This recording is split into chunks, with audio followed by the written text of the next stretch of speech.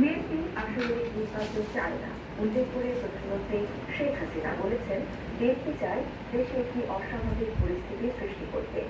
ইতালির রাজধানী রোমে মঙ্গলবার এক নাগরিক সংবর্ধনায় রাখা বক্তব্যে তিনি এসব কথা বলেন। শেখ হাসিনা বলেন, বিএনপি ভালো করেই জানে নির্বাচন হলে জনগণ তাদের ভোট দেবে না, তাই তারা দেশে কোনো নির্বাচনই চায় না। এই জন্যই তারা তাদের বিদেশি প্রভুদের দিয়ে দেশে অরাজক পরিস্থিতি তৈরি করতে চায়। বিএনপি কোনোদিনই বাংলাদেশের কল্যাণ চায়নি উল্লেখ করে প্রধানমন্ত্রী বলেন, এই অসভ্য শক্তির পদচারণা থেকে বাংলাদেশকে রক্ষা করতে হবে।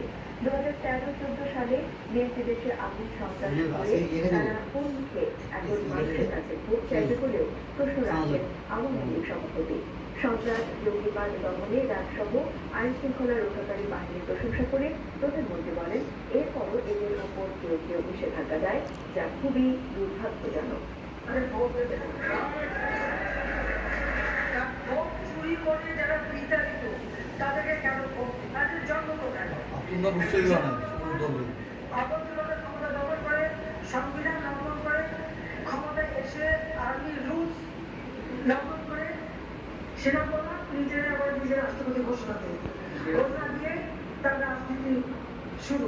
সেই জেনারেলের পক্ষ থেকে যে দলের সৃষ্টি, তারা নির্বাচন জনগণের কাছে যাওয়া তাদের মুখটা কোথায়?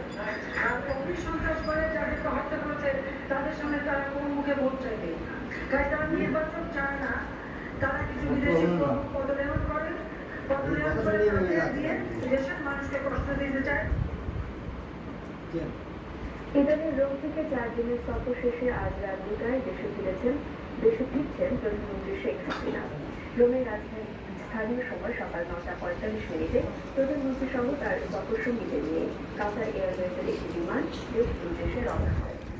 বিশ্ব খাদ্য সংস্থার আয়োজনে রোমে অনুষ্ঠিত সম্মেলনের উদ্বোধনী অনুষ্ঠানে বিশ্বব্যাপী টেকসই, নিরাপদ ও পুষ্টিকর খাদ্য ব্যবস্থা নিশ্চিত করতে 5 দফা প্রস্তাবনা তুলে ধরেন প্রধানমন্ত্রী। এছাড়া ইতালির প্রধানমন্ত্রী জর্জিয়া মেলোনির সাথে দ্বিপাক্ষিক বৈঠকে অংশ নেন শেখ হাসিনা। প্রধানমন্ত্রীর সফরকালে বাংলাদেশ ও ইতালির মধ্যে জ্বালানি সহযোগিতা ও সাংস্কৃতিক বিনিময় সংক্রান্ত দুটি সমঝোতার স্মারক স্বাক্ষরিত হয়। সফরে প্রবাসীদের আয়োজনে একটি নাগরিক সংবর্ধনায় অংশগ্রহণ সহ ইউরোপীয় ইউনিয়নের অধিভুক্ত দেশগুলোতে দায়িত্বরত বাংলাদেশি রাষ্ট্রদূতদের সাথে বৈঠক করেন প্রধানমন্ত্রী শেখ হাসিনা। রাষ্ট্রপতি মোহাম্মদ শাহাবুদ্দিনের সাথে সৌজন্য সাক্ষাৎ করেছেন নবনিযুক্ত সরকারি বক্তব্যে এই সৌজন্য সাক্ষাৎ অনুষ্ঠিত হয়। এ সময় নতুন নৌবাহিনী প্রধানকে অভিনন্দন জানিয়ে দেশের সমুদ্র এলাকার সার্বভৌমত্ব রক্ষা এবং সামুদ্রিক সম্পদ